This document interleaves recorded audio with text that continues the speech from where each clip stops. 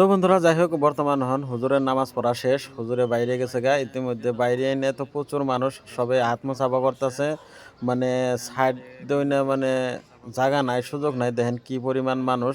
তো ওই যে সিকিউরিটি গার্ডে নিয়ে গেতেছে, ওনে যাই না একটু মানে আপনার ওই ঘরে যাই না একটু রেস্ট নিব, অল্প আলাপ আলোচনা করব, হ্যাঁ, কারণ ইলেকশনের বতর তো। তো যাই হোক অল্প আলোচনা করে তারপরে কিন্তু যাবো গা। হ্যাঁ, ওই যে দেখতে পারতেছেন নিয়ে গেতেছে ধরে ধরে, ওই যে ঘর দেখতেছেন, ওই ঘরে যাই না অল্প আলাপ আলোচনা আছে।